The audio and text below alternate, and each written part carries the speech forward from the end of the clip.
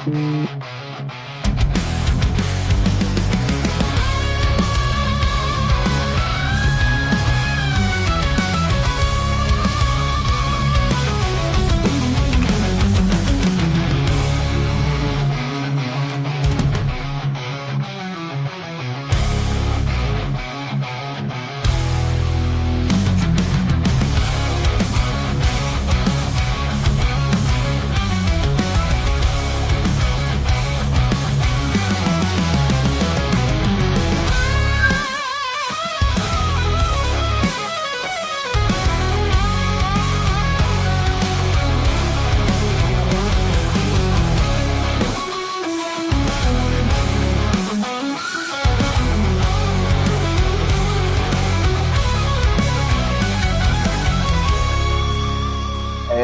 we are back on a Monday, Shawnee. Sean's Spin in the Morning, episode 57, presented by Off Base Media.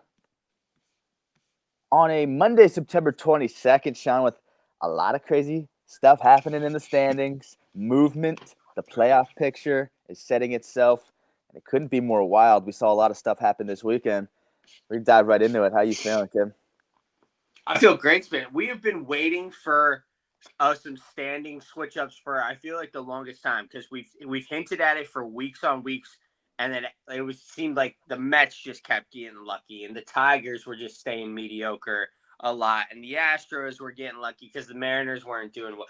It all just seemed to kind of like coincide with everything. Well, guess what? We finally got it this weekend. We finally got it, and we're gonna jump right into it. Just get going right away. Mets, Reds tied now in the wild card position. Reds no games back, tied right now. I don't know if they have the tiebreaker, though. We're going to have to look that up. But that's besides the point because the Reds got Pittsburgh. Guess who the Mets have, Spin? The Mets had the Chicago Cubs.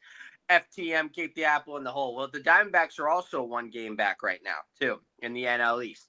But then we go to the AL side of things. The Cleveland Guardians, 9-1 in their last 10, came all the way back.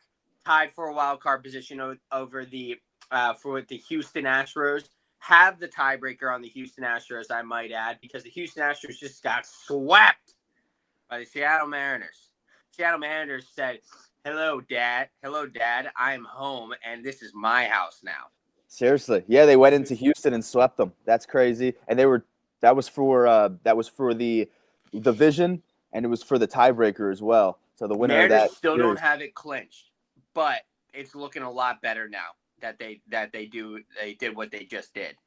Oh yeah, looks really good for them because there's a week left of the regular season. It ends next Monday, the regular season, the 28th. There's only 3 games tonight, so kind of a low-key schedule, and then we got a week left. So we'll start to see the playoff picture continue to set itself. There's only one AL team that clinched, and that's the Blue Jays. They clinched yesterday. The Dodgers are the most recent team, or I should say the other most recent team that kind of clinched over the weekend was the Dodgers on Friday. Other than that, it was we knew that the Brewers were the first team in the Phils, then the Cubbies. The last time we talked, we got off air.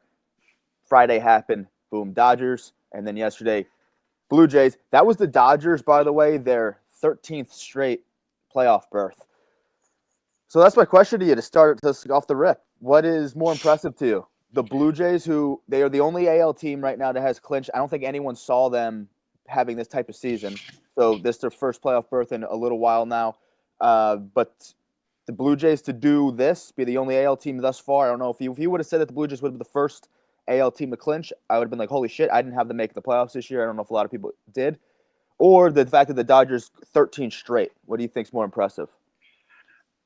They're impressive for different reasons. Like you said, the Blue Jays I had will be at the end of my year the most shocking team in the whole entire MLB. I mean, the Guardians are probably taking a good number 1B right now, like 1A, 1B with that title. But it's got to be the Dodgers for 13 years in a row. That's insane. Half of my life, the Dodgers have been in the postseason ever since we were kids. I mean, we just constantly see the dominance of the Dodgers. It's not, and this isn't gonna change for a while because people are gonna keep on wanting to go and play there, and they're gonna keep on getting savvy veterans, and they still have a good recruiting system out there. They have good scouts to keep that farm system rolling through. And guess what? They're also willing to spend money. when their free agents are out there, and if they can go play in LA, it's going to keep on happening. But Dodgers 13 years in a row is awesome, but it's not to discredit anything the Blue Jays did this year, because also with 1 week left in the season, the Toronto Blue Jays are the only team to clinch, which is insane. On the AL side, yeah. Yeah, I am with you. I'm with you. Like, part of me kind of wants to steer away from the Dodgers and be like, well, they sure as shit better have made the playoffs this year. Look at their payroll. Look who they have. But at the same time, this is 13 straight. You don't do that by accident. Pretty damn good. And then, yeah, not to discredit the Blue Jays, to your point, like, I didn't have them making the playoffs this year. They're probably the most shocking team. They got to be. Like, I other than that, I kind of had, like, some of these sneaky teams. Like, I didn't have Cleveland being a bad team this year.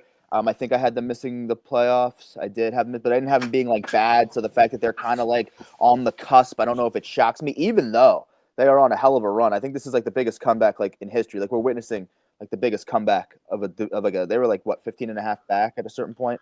Like, 2 months ago. And they're doing it with, like I said, the major league team, Bad News Bears, whatever the hell you want to call them.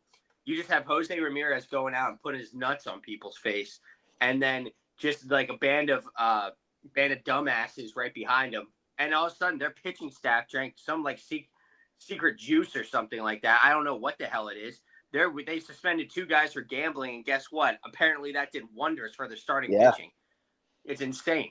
Yeah, it's crazy. Addition by subtraction, apparently, in the Cleveland Guardians organization. And so, yeah, I don't even know who they got at the deadline. Remember, like, Shane Bieber would be on this team, but he got dealt. So, and they were sellers. You're right. They were sellers. I guess they were. I don't know what they were. They were talking about selling Quan. They were talking about selling Jose, like even not Jose Ramirez, but they were talking about selling Quan, your other all-star on your team.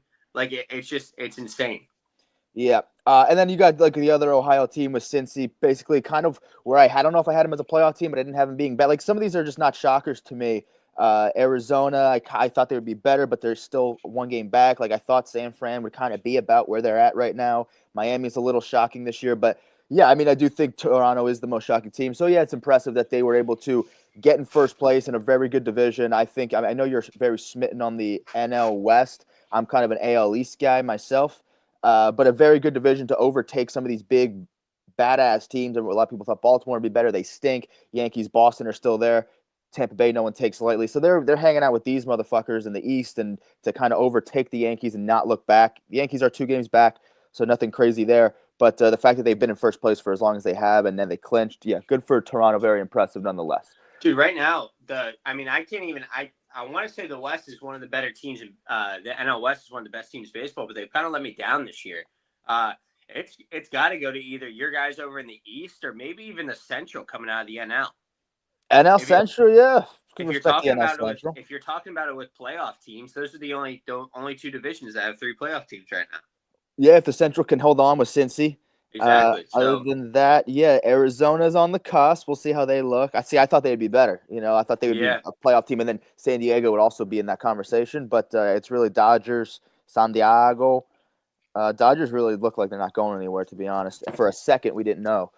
I think that's what it looks like. I thought maybe Texas would make the West a little bit better, but they on a 7-game losing streak. Texas just put a dagger through their hearts. They're fucking done for, right? Yeah, like I said the last program, they were just like the dad that keeps letting you down. They would come back and then just absolutely piss down their leg. Like 7-game losing streak. They could have. The Houston hasn't been that good at all in these past couple weeks. They've been super mid. They just got swept by the Texas Rangers had a chance. They had their chance, and then they just completely blew it. They did. And then you look at another disappointing team. I'll bunch it with Texas, and that's the Braves. They're going to miss the postseason, so it's official, right? So some of these teams are clinching in a good way, and they're clinching in a bad way. The Braves clinch in a bad way because now it's impossible for them to make the postseason. First time that they haven't made the postseason since 2017. So there's another little disappointment right there. But they've been out of it, so not like a shocker there. But just in terms of teams that there's good shockers and bad shockers. Blue Jays, good shocker, in the sense of like they're actually a good team. Teams like Texas, teams like Atlanta, bad shockers. And there's that shit as well. What sucks for the Braves is I feel like the past month they've really had their guys who they needed to be good start to like legitimately like the world on fire, and like the Michael Harrises and the Ozzy Albies on those teams. but just I think we talked about this like maybe a month ago. It was just too little, too late. Yeah. They dug themselves such a deep of a hole in the beginning of the year, and it was so glaring that listen, next year they're going to be right there. Yeah, and they're end of the season pretty good. Like they're good spoilers right now, I think, and they're on an 8-game win streak to end the season, going into the last week. Like they're playing spoilers. There's a lot of those NL East teams actually that are playing spoilers. Like Miami's a good little spoiler. The Braves can do it. They're both on win streaks. And then Washington takes 2 out of 3 from the Mets in Queens this weekend. In Queens is the biggest part. And did you see what happened on Friday night or maybe Saturday night, Spin? How they lost the game? I don't think so. Little inside the park home run action, I'm pretty sure. Did they? Yeah. And guess who the ball was hit to?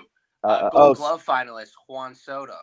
Yeah, well, not this year, right? Well, maybe this year. I don't know. That was his first era of the season, and I kind of want to talk more about Soto because I was thinking about Soto probably around Friday when we got off, and I was kind of looking at him, and I wanted to look at his defensive numbers too because we'll get into our vibe check now. We transition. Let's get into Soto because I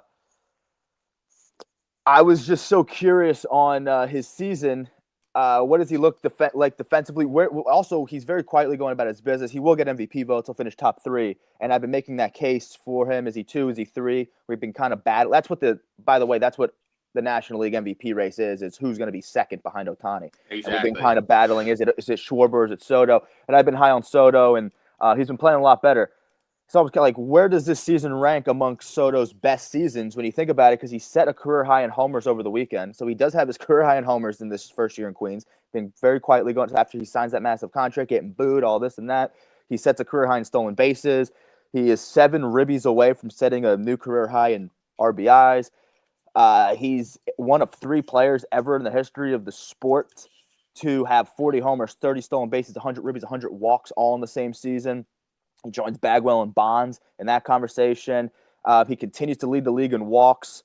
On base percentage is still there. Like all these things are still there for him, and he's setting career highs along the way. Yes, the average took a dip, and the strikeouts went up a little bit. I don't think it's set a career high in strikeouts, but he does walk a lot. On base is still good, despite his batting average taking a little bit of a dip.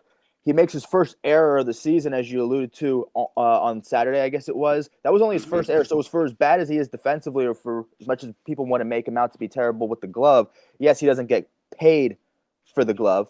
That the glove doesn't get him paid. But we make it out to be his defense is so atrocious. Yes, it was a costly error Saturday. I get it. But we make his defense to be so atrocious, and it's like, is he actually that bad? I don't know. So I did take a look at it, and then guess what? By the way, then he makes that costly error. So I was like, oh, shit, that kind of ruins my point.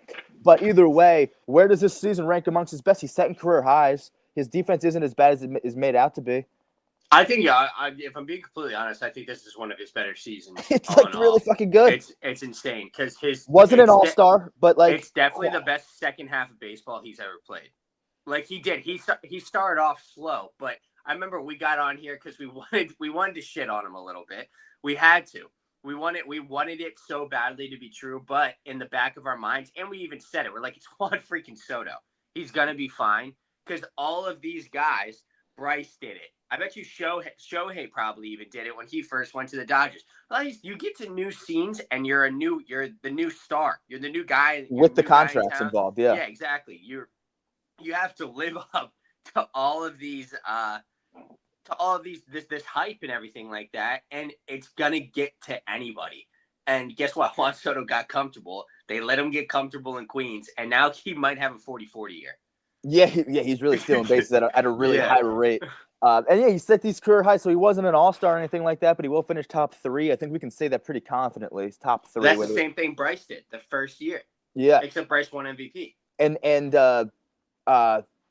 the thing with like Bryce that year, his first year in Philly, very quietly went about his business after he kind of went through the storm before the calm or whatever, right? He set a career high in ribbies that year. I still think it's his career high, even with his 2 MVP seasons. And you're looking at the career high. Soto's kind of just like, there's always going to be a magnifying glass on him or a microscope. He's always going to be under that with that contract. But I think he's very quietly going about his business and setting career highs. Like, I don't know if, like, we all know he's good, but like, this is one of his best seasons ever since we kind of backed off of him, us as in like the media, like, or just like the public. Ever since everyone's backed off his ass, kind of quietly going about his business. And you know what's funny? Because even like the the mainstream media and like the clubhouse and everything. Because remember in the beginning of the year, he had some bad quotes. Like right Yeah, off he the did. bat, he had some bad quotes. So it looked like he cleaned it up in all facets, not just in his game, but kind of in the media as well. And so without the struggles, they've really left him alone. And I want to get back to the fielding real quick. The only reason I shit on him for the fielding is because there's been in past where this guy's a generational talent. But it's not because of his glove. It's because of his hitting and what he does at the plate. And everybody and their mother, like MLB themselves, wanted to make it seem like Juan Soto was the best right fielder of all time, like making him like the best defensive right fielder of all time. And that pissed me off so much. And I hold that true? with that San Diego Padres run when he first got traded over there, they were like, "Oh, this Gold Glove finalist." He, like and all that stuff. So now I vaguely remember that. And then he might have made an error in the postseason or something. He made a couple errors in the postseason. Yeah, I vaguely might remember that little chatter. He might have been having a good season, but it's like and then that's another thing. I think as soon as everyone kind of backed off of him for that, like now I think he's actually underrated defensively. As crazy as that sounds, because if league average is like here, you got to look. I don't know how to articulate it, so I got to use hands. If league average is like here for defensive metrics or for like right fielder, he's probably like here. Like he's probably below, but we make him out to be like here. We make him out to be like here. So it's like he's actually a little underrated if he still could be league average, but we make it out to be so bad that he's actually could be underrated for that reason. Defensively, that is. But yeah, he's going to finish top 3, and he's finished in MVP voting. That is, he's done that before, and you look at him in the past years, and you're like, oh, this guy is a stud, and now he signs this massive contract. He's under all this pressure, this magnifying glass. He gets off to like this weird start. Maybe he was getting booed. I don't know if they do that in Queens. Maybe I'm blanking, but it wasn't a good start. And there was a lot of like chatter and negative press towards him, I guess. And he's cleaned it the fuck up. And I think it's one of his best seasons. If probably not, maybe not his best, but that could be a stretch. But his highest MVP finish has been 2. He's finished top 3 before, and he's finished top 2 before. That's his highest. He's going to do something like that again this year. So this is amongst one of his best seasons ever. And I just think that's kind of been not talked about enough. Before we move on, I got two questions for you. They're not about Soto, but while I was looking at the stats, I kind of noticed something. So, Junior Caminero. I think this guy is early 20s. Extremely young. Yeah, right? 22, 23, yeah. Very young. 44 home runs, 108 RBIs, batting .260 on the year. How long is he at Tampa Bay, Ray? Yeah, I wonder what his contract is. Do you think this is another case of the Tampa Bay Rays are going to get rid of him when it comes time to sign? Yeah, I mean, I don't even know if it's like them getting rid of him or just other teams scooping him more so. But there's also been talk about the salary caps and shit. That's there's been we're gonna have to get into that on another day because I do want to look into that a whole lot more. I know Jeffrey made a. It's been an ongoing thing this whole entire year, and I really hope there's no lockout upcoming when it comes to all that between the MLB and the Players Association. Yeah, because I mean, even coming out, yeah, you compare Caminaro's numbers to fucking Soto's, at least in like the slugging departments and stuff like that. Like Soto has them in bags, of course, but they're both in the 260s right now, and they're both probably homers and ribbies look somewhat similar. So good for Junior. He's like 22, 23. We'll see. That's why the Rays are just such a small. They're just a small window team, and I think they could be really good next year. They have bits and pieces left and right in Tampa Bay. They think they're going to be pretty freaking scrappy. Yeah, and he's going to be the superstar at the top of it. Yeah, like if you can keep Yandy, Lau, who else am I thinking on that team? Their shortstop they just brought up. Who the hell knows? But they got Carson. Rookies. Yeah. They got young dudes in that outfield. Let's go to one of the bigger talking points of the weekend. Clayton Kershaw made his last regular season start at home. He got a no decision. I think that was Friday. It was the day they clinched. So he gets no decision, but the Dodgers win that game. They won the series against San Fran. San Fran not totally out of it, but fuck them. But that was cool for Clayton if anyone missed it. But was that Clayton? So we know it was his last regular season start at home. Was it his last start at home ever? Are they? Because it all depends on what they do. Because I'm assuming they're going to go Yamamoto, Snell, and Glass now as their 3. But maybe they bring out Kershaw as the 4th. They could. Ohtani's there too. Exactly. So and Ohtani pitched really well against the Phillies. So That you got to think. You got to put that into account. So it might have been because the Dodgers, even though they want to respect a legend, guess what? They're trying to win a championship, and Clayton Kershaw understands that. I don't think he pitched in the postseason last year either. No, he didn't. Yeah, so I don't. It probably was. It was an awesome moment. I saw somebody made something with Vince Scully, like narrating Kershaw's last walkout and warm up and stuff like that. I almost brought a damn tear to my eye. Can you not be romantic about baseball? Yep. Like I said before, Clayton Kershaw's a legend, and he's going to go down as a legend for the rest of his life, and he's going to be respected. Not many people wear that Dodgers uniform their whole life. We see a lot of people in and out there, and it's cool to see. Yep. Good on you, Clayton. He went out on top, so he goes out at home. They win the game. Didn't get a win. Didn't go that deep. I don't think he went like 4 1/3 or whatever the fuck it was. Yeah, well, I'm not too worried about it. Davey Roberts knew what he was doing when Clayton Kershaw got that strikeout. He was like, "What a way to take him out." Yeah. So he goes out on top. The Dodgers win. They clinch that day. But I don't think I agree with you. I think there's too much pitching in LA that I don't think they'll need him for so it's probably his last start ever in Chavez Ravine, because I don't think they'll roll him out for a postseason game. Should we do a little blind ranking, Shane? Because we had some milestone home runs over the weekend. Yeah, let's get it. I think I know what one of them's going to be. I'm not sure what the rest of them are. You probably know like all of them, but it's a blind ranking. There's 5, and they're all pretty decent little milestones. Let's see where you rank these, though. And this is a blind ranking. Okay.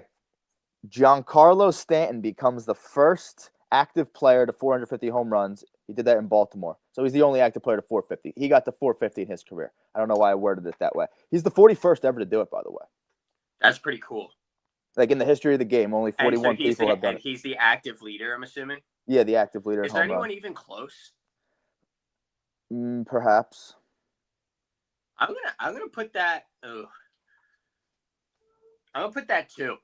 2? Yeah, to me that's actually pretty cool to have an active guy at 450 who's knocking on the door of 500 and will, unless something big happens, probably hit the 500 mark. That's pretty cool to me. Okay, Big G 450, big milestone there. Here's the other one. Mike Trout hits career homer number 400, and he did it in a freaking beautiful way. 485 feet in Colorado. Was that his farthest one this year too? I would assume that's a fucking piss mess. I'll put that at 3. Mike Trout should have a whole lot more, in all honesty, but the injuries, we got robbed. We got robbed at a lot of Mike Trout baseball, man. He's getting there though. I hope he doesn't he could still put some strong seasons together. He's not like terribly old. I just hope he's not like limping to the finish line type of thing. It just sucks because I feel like a lot of this generation has no idea who Mike Trout was in his prime, and that's sad to me because this guy was unbelievable. Yep. So Big G 450, you have at 2. You have Trout's 400th at 3. Here is the next one. Cal Riley sets Mariners single season home run record with his 57th home run on Saturday. He's at 58, I'm pretty sure, isn't he? Yeah, for good measures. He's just fucked around here. 58. Yeah. But the record was tied with Griffey at 56, and he passed him 57. Now, he just continues to add on with 58. Chance for 60. But that's Cal Riley's single season Mariner record. And the fact he did it against the Houston Astros, too, just kind of makes it a little more sweeter. That's true. It's going to go at 1. Okay. It's going to go at 1. It's pretty cool. You do it against your division rival. That's probably why this is propelling for me so much. It was just like an extra fuck you to the Houston Astros on top of it. Yeah, and I think so. He did it on Saturday was when he broke the single season record. So they were like a game up on Friday when they won, and then they go another game up on Saturday. Now they're 3 because they swept. And what was our original bet? Was he going to make it to 55? Oh, yeah. You had that. Good point. Shit, is he going to make it to 60? Yeah, that's the new thing is fucking 60. And I think we're all rooting for him for 60. That's crazy. Yeah. I mean, he actually has a chance. I don't know. He has to go on a crazy power surge or these next. But the AL record is 62 set by Judge not that long ago. Yeah, that's after we finish this blind ranking. I have a question for you about the Raleigh and Judge thing. Okay, yeah, because we'll go deeper with some of these milestones and break them down then. So you have Cal, Mariners record at 1. Then you have Big G 452, Trout career 400 at 3. Here's your next one. Castellanos hit career homer number 250 in Arizona on Friday. That's cool. 5 though. Yeah, cool little milestone. But compared to the other ones, you're right. Compared to the other ones, and then that's 5. So this is your number 4. And we talked about him. Soto sets a career high in homers, 42 42nd home run. Oh, is that his? That's his highest. So he just set a career high in home runs. That's your fourth one. Yeah, that would be my fourth.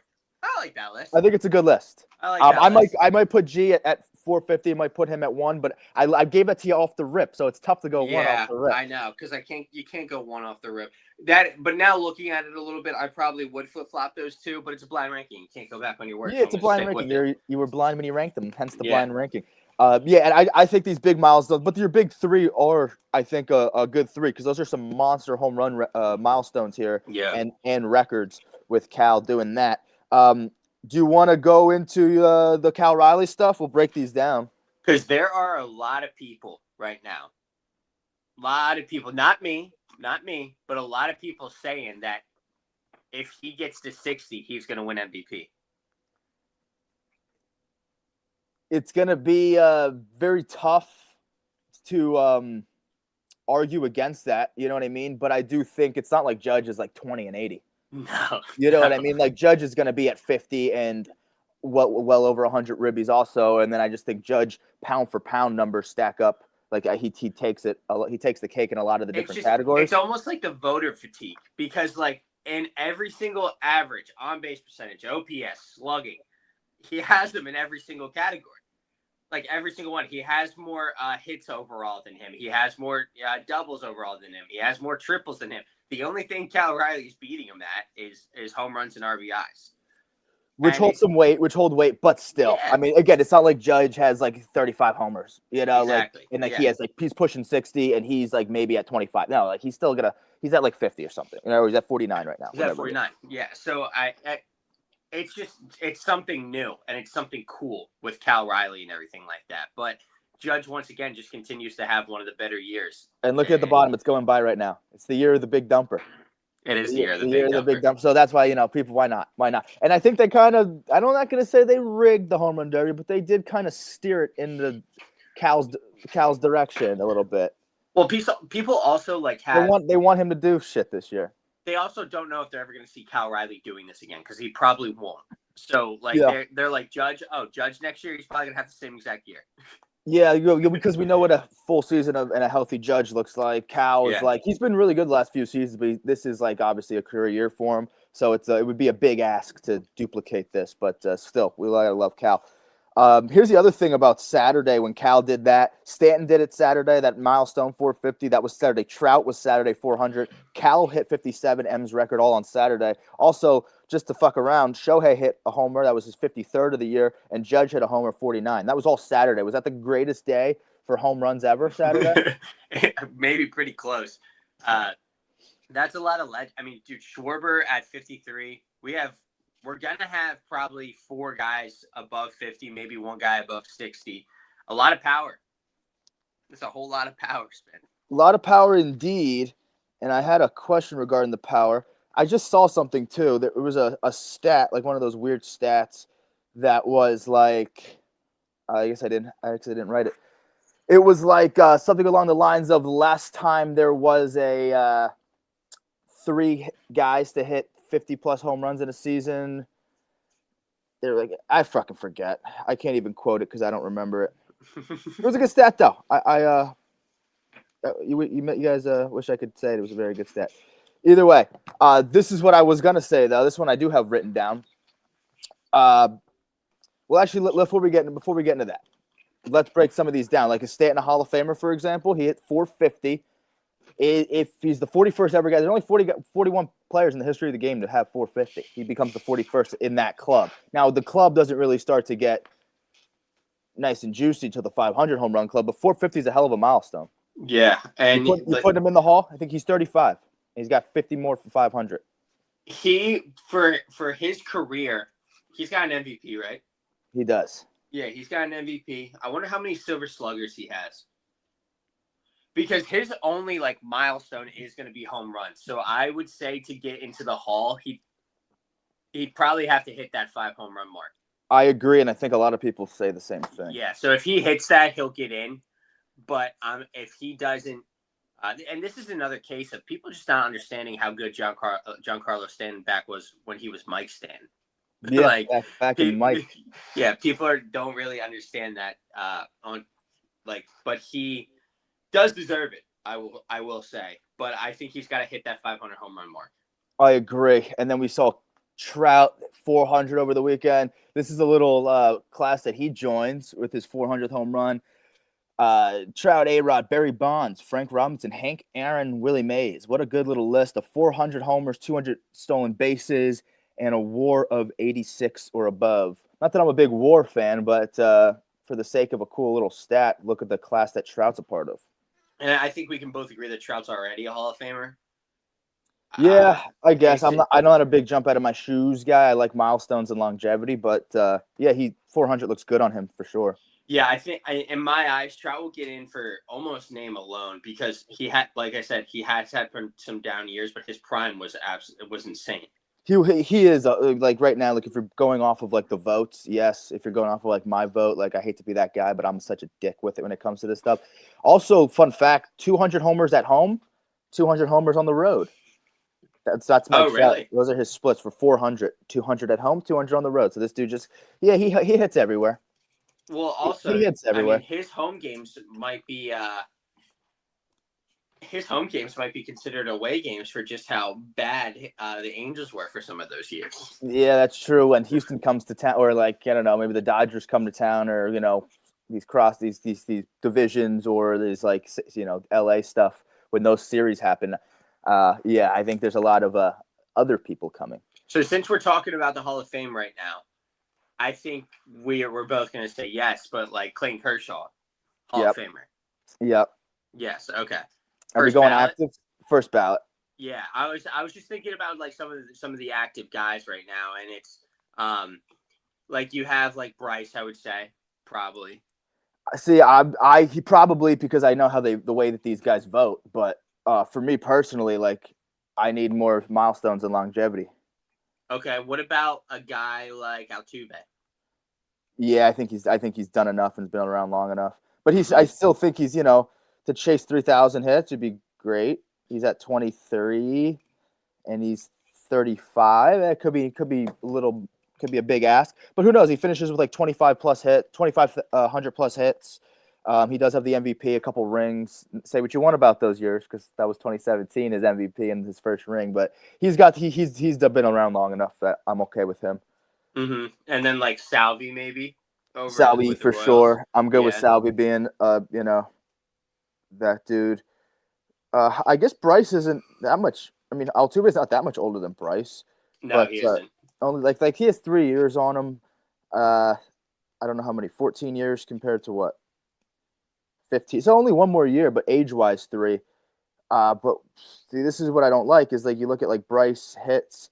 He's not even at 2,000 hits yet. Like I don't know. He'll get in though. You know what I mean? Like I just need like a little bit more. Just need a little bit more girth in those stats on a stat sheet. Yeah. Well, because you're right. Because I mean, like the pitchers we're gonna bring up, like you have Kershaw who's doing it, Verlander who he's got some of the milestones as well and everything like that. Those guys, the milestones are there, and even like Scherzer. And I say Scherzer has what, 2 rings too on top of that. Does he have 2? Yeah, he has 2. So he's got 2 rings to go with that. Maybe like you got like Mookie Betts and like Freddie Freeman, who maybe you put Mookie in, maybe Freeman's on the cusp and stuff like that. I think Freeman's for sure. Like I would put Freeman first ballot before I go Harper right now. First ballot.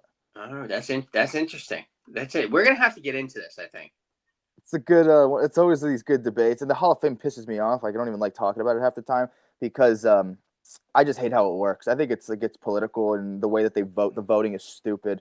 You know what I mean? Like you look back in history, like no one doesn't think that like a guy like Griffey shouldn't be a Hall of Famer, but he doesn't get 100% of it. So it's all fucking bullshit. Yeah, the voting stupid. Everybody wants to be different sometimes and stuff like that, but I think they cast their vote on somebody who they know isn't going to be a first ballot, who they like.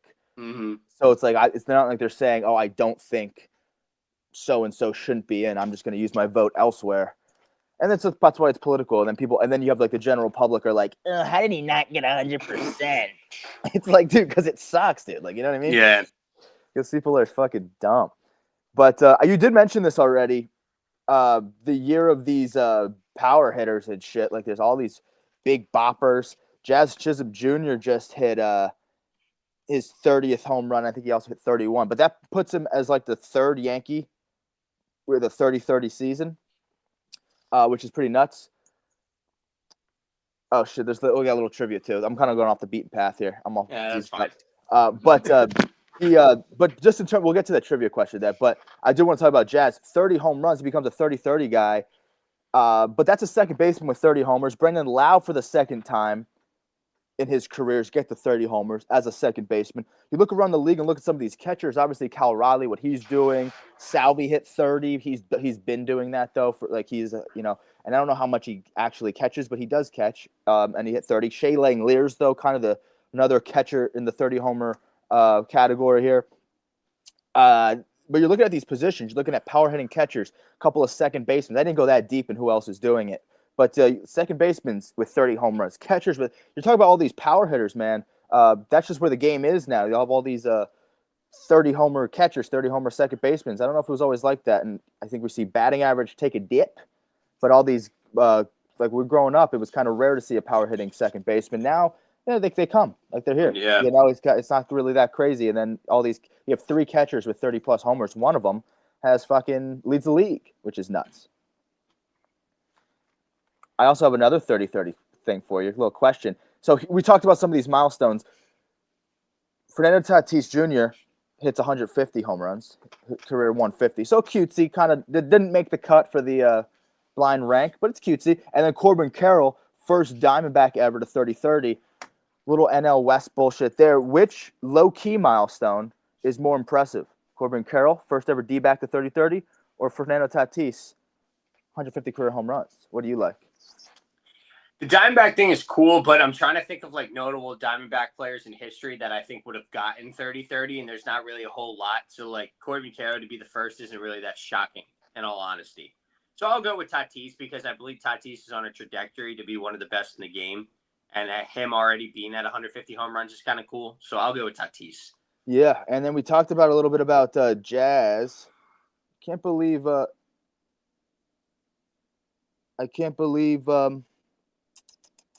I was looking to see if Goldschmidt ever did. He never did. He did steal 32 bases as a D-back, but he hit 24 homers that year. So, yeah, cool stuff. The little low-key milestones or whatever. This is the time of year where these milestones start to come out, so we'll just talk about them. But we're seeing 30-30 guys kind of erupt now. So Jazz becomes the third Yankee ever to do it. He's on a list with Alfonso Soriano and Bobby Bonds. Alfonso did it twice. And now you see like Corbin Kershaw. So I don't know. I feel like all like these pretty notable teams, guys that can with a plethora of tools. So that's kind of where the game is going, right? You have all these tools. Average takes a dip. I don't know what the NL batting. I know we looked at it last week. There's like maybe 2 dudes hitting over 300 in the National League. So not a lot of average, and like maybe the league leader still might be Trey with 305. Like usually, batting average takes a dip, but you have guys with all these tools, and you have positions that weren't always power positions are kind of. It's not a shock when a second baseman's hit 30 home runs now. It's not a shock when catchers are hitting 30 home runs. Which is wild because when we were kids, it was Cano and Utley. Cano and Utley. Yeah. Dan Ugla. Dan Ugla. Remember oh my Dan? God, yeah, the throwback. And we had a good. We grew up on a good cast of second base, but like respect Brandon Phillips and shit like that. But Brandon Phillips is kind of the more natural second baseman. He did it with his glove, and then he hit for average. He had a little power to him. He's got a little bit of pop. Little bit of pop, but he was he wasn't the prototype because his glove was unbelievable. Because Utley never won a Gold Glove because of Brandon Phillips. Did Utley never win one? Utley never won one. I don't think so because of Brandon Phillips was that good. Oh shit! Utley might have had one in his resume. No, 4 Silver Sluggers though. He was taking home the Silver Sluggers. Exactly. It was like the Posey Yachty for the catchers as well. Like Posey was getting the Silver Sluggers, but he never won a single Gold Glove because of Yachty. Well, with this being said, talk about all these power hitting guys at these positions. Little trivia question for you, because with Jazz's 2 homers over the weekend, he was at 29, but he had some hitting 2, goes to 31. But that's a 30-30 season. He not only becomes the third ever Yankee with a 30-30 season, but it also makes the Yankees have a trio of teammates with 30 home runs. So Judge has 59, whatever. Trent Grisham Yeah, like he that? does. Yeah, Trent Grisham And has and now 30. Jazz. So that's 3 Yankees with 30+ home runs. They were the second team this year to have a trio of teammates. Who was the first with 30+ homers? They're the second team. They're the second team to get to that mark. Who was the first to have a trio of teammates 30+ homers? The Mets probably have Soto and Alonso. I don't know if they have. I don't think Lindor's at 30 yet. Probably not there. Dodgers, Shohei. No. Freddie's probably not there yet. I don't think Mookie is either. AL or NL? AL. All right, hold on. Give me a second. It's a good one. It's a good little trivia. Play along at home. This trivia is sponsored by Off Base Media. Is it nah, don't do it. Don't tell me. Don't tell me. God damn, dude. I'm trying to think. I don't think it's anybody in the East. Okay. It's definitely not it. Wait. Oh. Does Eugenio Suarez count for the Mariners? He does not, but that's so. I'm happy you brought that up. Yeah, so because he's not going to count. That was going to be my one because I think Julio's at 30. Oh, he is, and of course Cal. So yeah, that would kind of be one, but that's so we're Eugenio Suarez doesn't count. Yep. Okay. Because most of those came with the Diamondbacks. Guardians, no shot. No shot. I think they only have 2 players with over 12. I don't think the Tigers are there either.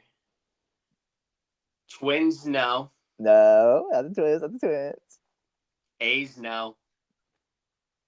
Rangers, definitely not.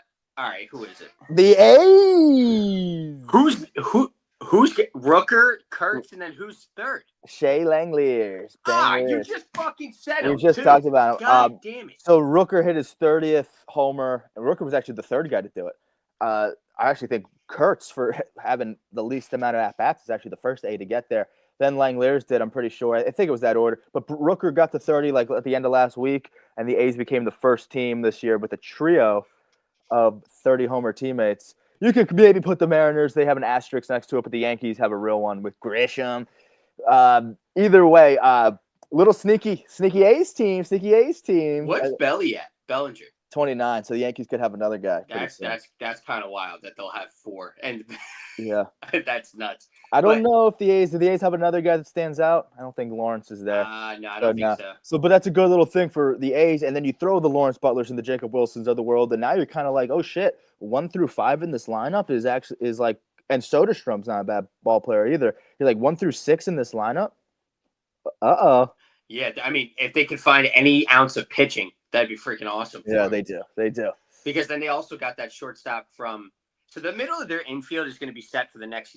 Actually, I can't say that because I don't know if they're willing to spend the money, in all honesty. But they need to lock up these guys like Rooker, because I mean, listen, I like the A's. We've talked about the A's a lot this year because they are extremely interesting with who their team is. Right? They got a lot of young guys. They're fun. They got the Lancaster Milkman. Mm-hmm. He's killing it. But then also, with respects to Rooker, because I know you're a big fan of him, but he's had great years. He's put together great years for the A's in the past. And Lawrence Butler doesn't get talked about a whole lot because also Jacob Wilson with the average and everything. So it's cool to see what the A's are doing now. They finally put together, looks like a solid young core. Just got to get some pitching over there.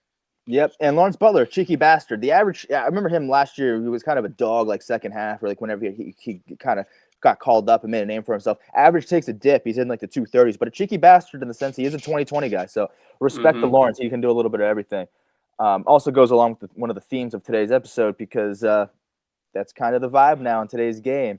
A lot of power and a lot of guys that have tools. It seems like every team has at least a 20-20 guy. Some have 30-30 guys. You see that. There's a lot of 30-30 guys this year. You see it the last few years. I remember just kind of seeing it at a high rate. It seems Soto, Jose Ramirez, probably Julio Rodriguez is probably right there. I bet you Lindor's close too.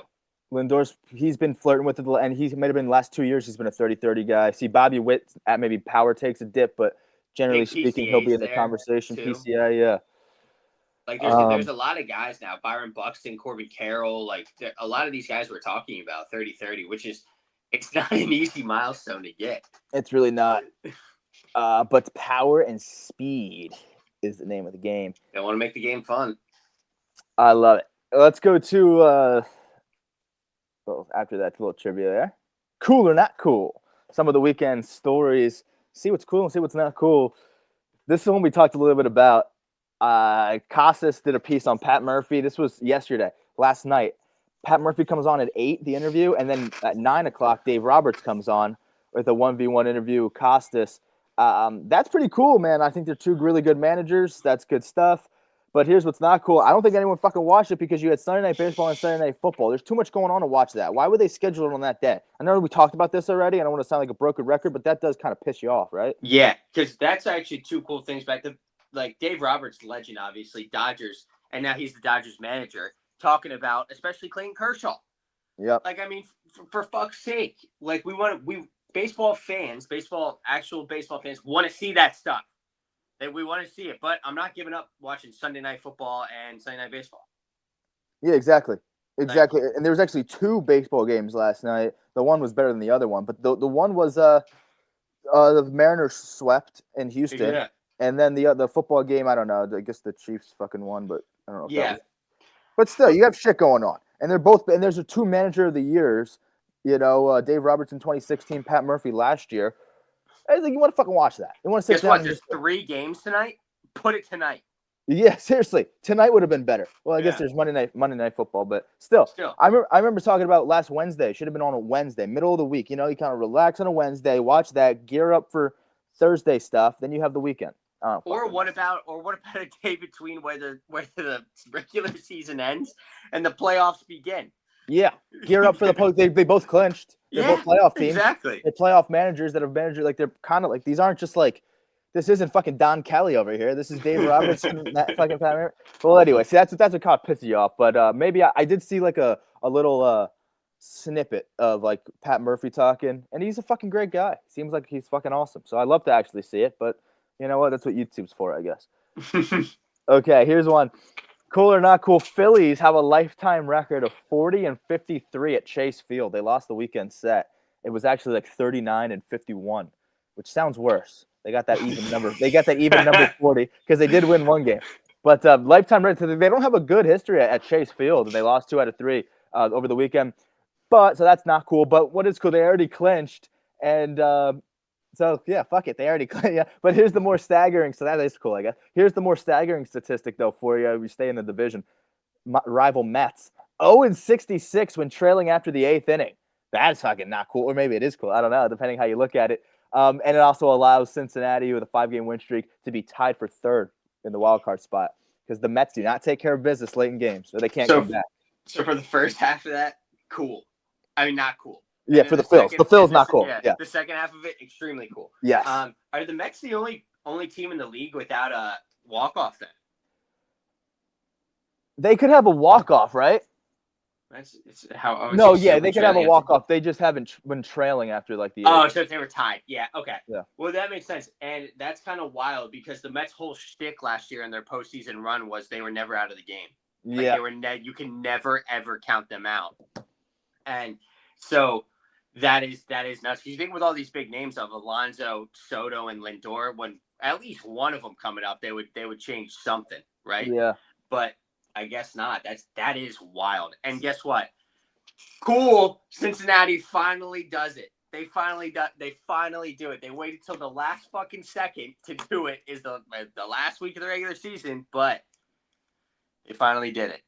Yeah. So 0-66 is nuts. They have 76 losses on the season. That's crazy. So as long as they're trailing, as long as they're trailing after the 8th inning, they really haven't been able to seal the deal. I mean, even if they were able to have, say they had 6 of those 66 losses. Say when they're trailing after, like, some of those are like 1-run games. Some of them are probably getting their ass kicked, but like some of them are like a 1-run game, maybe a 2-run game. Like, they're close games, and some of them they probably are at home. If they were able to take advantage of some of those, that's like maybe say 6, which is not asking for a lot. It's 6.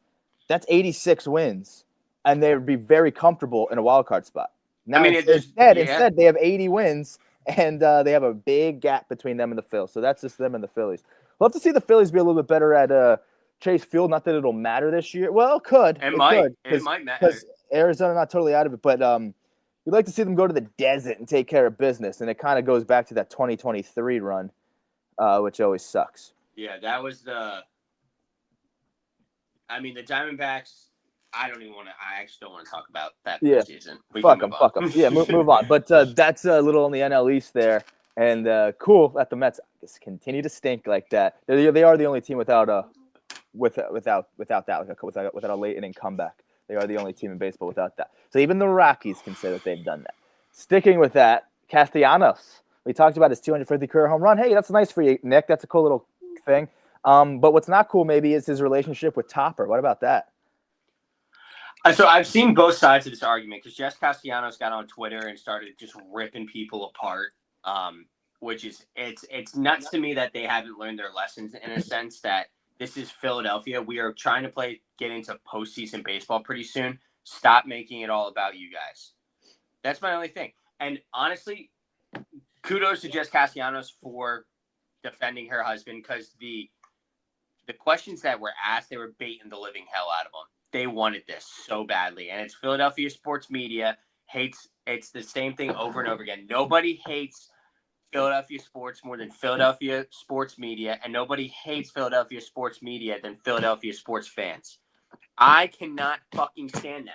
All they want is their goddamn story that they can write about. Well, guess what your story should be? We clinched the postseason again, man.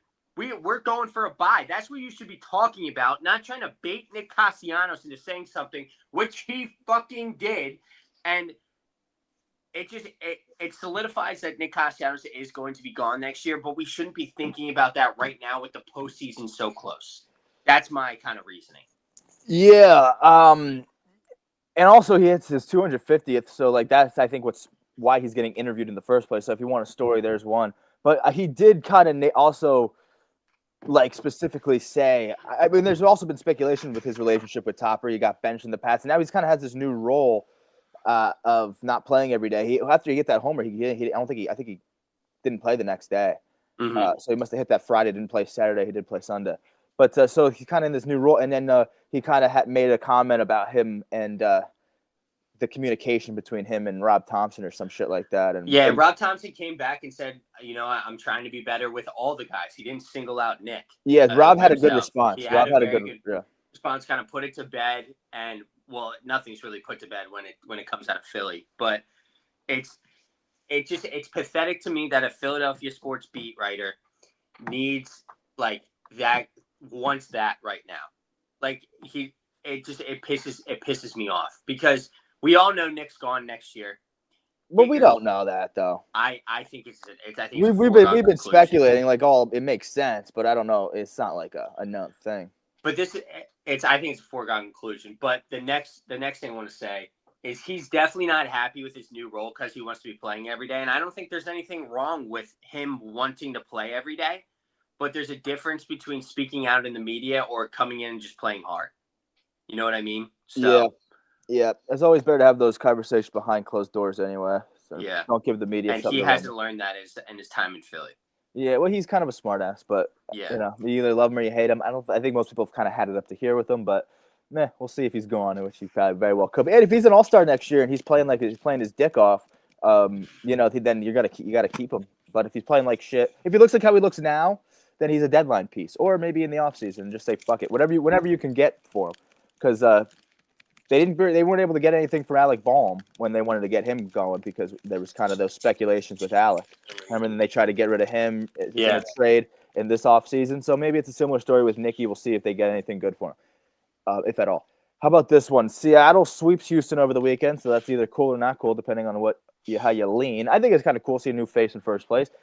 Here's Friday's matchup was Brian Wu. He got a win. He left the game early, though, with a minor inflammation in his right pectoral. He probably won't need an IL stint. I think he's set to make his next probable start will be, I think, Thursday, and I think he's set to maybe make that start. I don't think he'll need an IL stint. But he does get a win, like 5 scoreless innings, but came out the game early. Seattle does overtake Houston, swept. We talked about that. But Brian Wu, he needs to be healthy. He needs to be sharp. It would be so not cool if he does get banged up. I think they dodged a bullet. But true ace on a team that's now in first place, they need him to navigate through the postseason. Yeah, 100%. Not cool that they had a little bit of a scare, but I think he's gonna be fine, and good on them for being so quick to kind of pull the trigger to take him out because they didn't want any. They need him. They need him. He's been their go-to guy the whole entire year with all the injuries they've had. So if he doesn't feel right, do not throw him. Do not Yeah. throw him. Yeah, he's been nothing but a sort of a dog. He's 2 strikeouts away for 200 strikeouts on the season, so that'd be kind of cool. He does get his 15th win of the season despite leaving early. Sub-3 ERA. Absolute maniac, this guy. And then the last one. The Rockies. Cool or not cool. Colorado. They got their 42nd win of the season on Friday. Now they're at 43 because they won yesterday, so they actually won the series. Win streak. Well, not win streak. Not win streak, but, just win the series. That's all you got to do, right? And for the Rockies, they clinched. Well, nothing important, but they clinched not having the worst record in the history of baseball. That's why that 42nd win was so important, because that solidifies that they will not be the worst team in the history of baseball. Cool. They should be thanking Mickey Moniak for having an unbelievable year this year, and Hunter Goodman. They're the only two people they really have. I think his name is Jordan Beck, something like that. Jordan Beck, Warming Bernabel. Dirty dog. Shout out Warming Bernabel. Toval hasn't really been as big as he should have been. I don't think Doyle's really been off. Maybe second half Doyle's been on one. I don't know. No, and now Yankee Ryan McMahon too as well. So this is what they're looking like, right? So the White Sox was 41 and 121.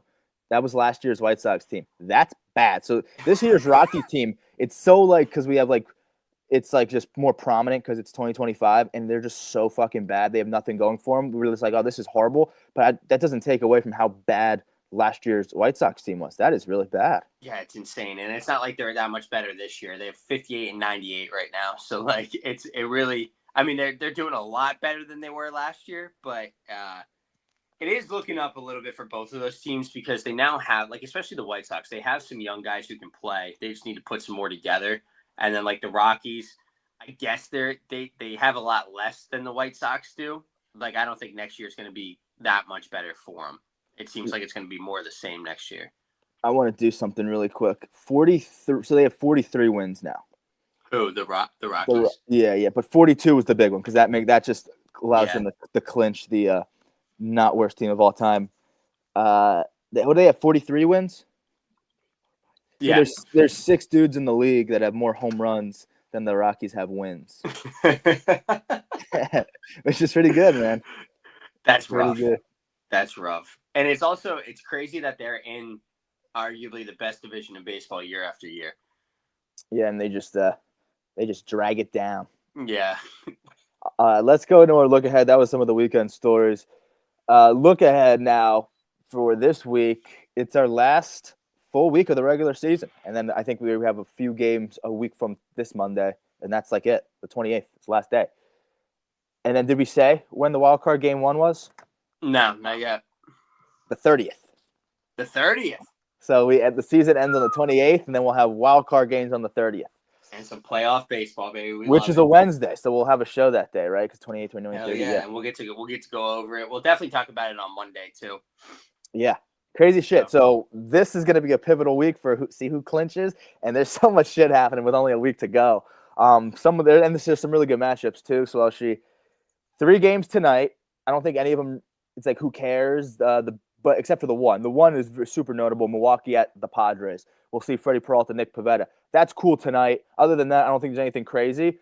We will see. I don't know if the Giants matter. I put it in here for you. If you give a shit about the Giants, what are they? 3 games back. 3 games back with the Giants. We'll see Verlander at home versus St. Louis. They're 3 games out. We'll see Logan Webb on Tuesday. And then on Wednesday, we'll see Sonny Gray versus Robbie Ray. Let's see if they come to play. I don't know what's going to happen with the Giants. I have a feeling they'll just stay out of it.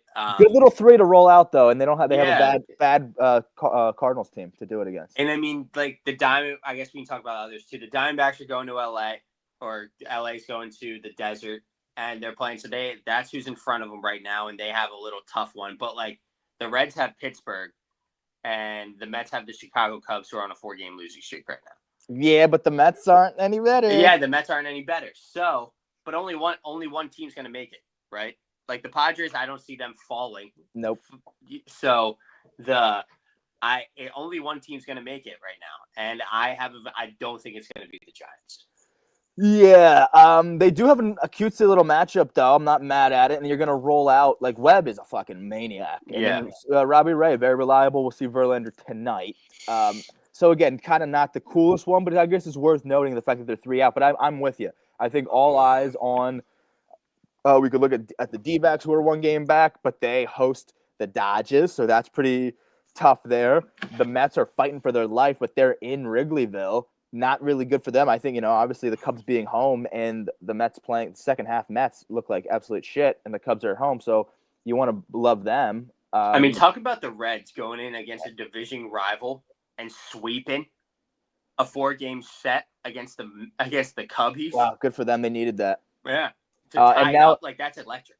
And now, and that does enough to tie the Mets there. And again, the Mets are fighting for their life, but the Reds are the hotter team here, and they have a better matchup.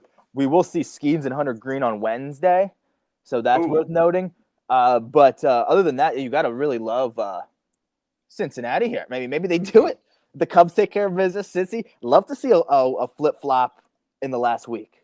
Yeah, and for the Mets-Cubs series, you got Peterson versus Cade Horton, Jonah Tong versus Matthew Boyd, and then Sproat versus Imanaga. I love Cubs. I love who the Cubs are rolling out, though. Yeah, so it's going to be a tall task for those are their and this is kind of a postseason type of. It's going to be a postseason atmosphere. It's going to be a postseason type of game, kind of.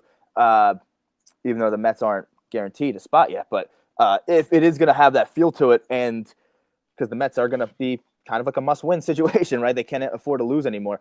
And the Cubs are kind of going to roll out their 3 that you would see in a postseason. Cade Horton, Boyd, Imanaga, probably not in that order, but those are their 3. So I love who they're rolling out with the Mets Wednesday, Thursday, Tong and Spratt, Gibran and Spratt. So they're young guys. They got to roll. So that's the Mets game plan, right? Hey, young guys, save us a little bit, right? David Peterson was an all-star, but I don't think he's been playing like one as of late.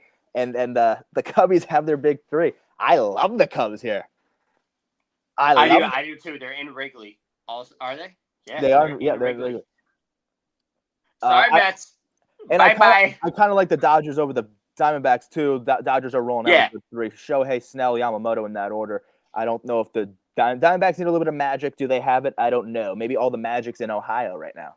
It could be. But before this, I said I really like the Diamondbacks over the Reds. And now that I'm saying I like the Reds over the Diamondbacks, maybe it switches again because I just can't help myself but be wrong lately. Yeah. I don't even want to make any assumptions or make any takes regarding the Mets because since I'm so wrong all the time, maybe that allow the Mets to stay in it. So yeah, exactly. Let's just let the baseball guys do what they got to do, and then hope that the Reds can take care of business at home, right, against a shitty Pirates team. Yep. Though Skeens and Green is going to be worth noting. But that's only one of the 2 Ohio teams that are absolutely kicking ass because the Reds are on one, right? The little 5-game win streak. How about Cleveland, though? They got Detroit. Cleveland's got Detroit, and Detroit is on a horrible skid right now. This could be the worst fucking fumble of all time because Cleveland's 1 away from winning the division or being tied. For first. Which is absolutely insane. And I know the Guardians have the tiebreaker over the Houston Astros right now, who they're tied for in the wild card spot. Wow. Big fumble by Houston, too, if Cleveland sneaks in. So yeah. And listen, we were saying, hey, the Houston Astros are kind of the king out there until somebody takes it from them. And the Mariners went in, swept them, said, hey, we're knocking now. We're here.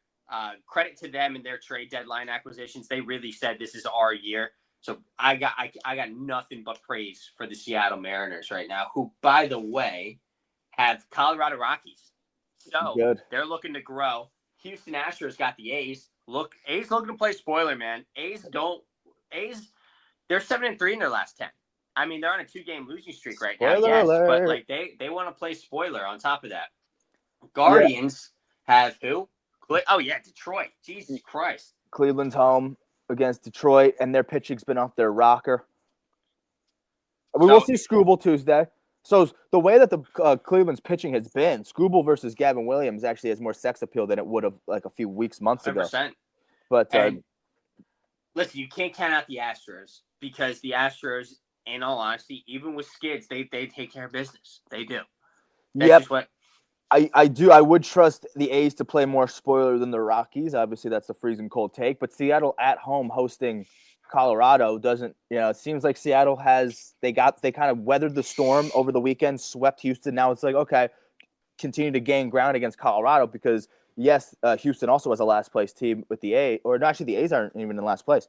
I think the Angels are, but the A's are under 500 and pretty bad. But that offense could fuck with you. Now you will see Brown and Valdez Wednesday, Thursday, Christian Javier Tuesday. But and I don't love the A's pitching, but could they play spoiler? To your point, I think so. 7-3 in the last 10. Yeah, we talked about that 1 through 6 in that lineup. It's actually good. So yeah, seriously, yeah, good little lineup there. And Houston, I think Houston can take care of business because they've done really nothing to make you think otherwise over the past few years. And this would be a miserable downfall for them too, much like the Tigers if something crazy happens, which it is currently happening when you look at how Cleveland has been playing.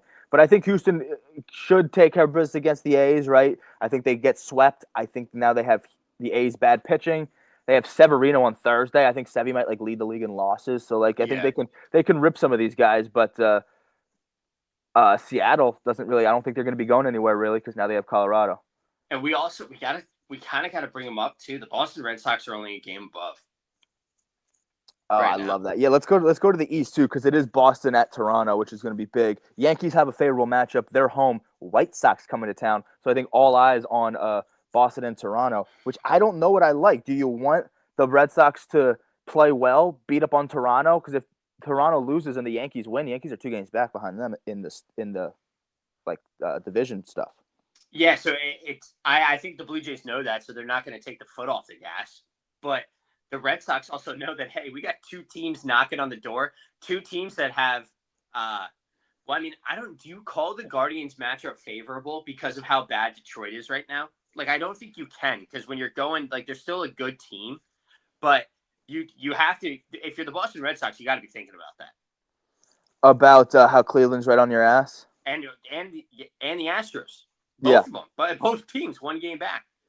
Yeah, I think Detroit and Cleveland, it might be a bloodbath. I don't know what that's going to be. That's going to be crazy. Where then you kind of want to believe that Houston has a huge upper edge over the A's. Maybe not. Maybe huge is kind of rude to say. A's are playing spoiler, and we talk about 1 through 6 in that lineup. But still, you'd expect Houston, at least I do, to get their head out of their ass in this series. A good little bounce back series for them, despite the A's potential spoiler hopes here.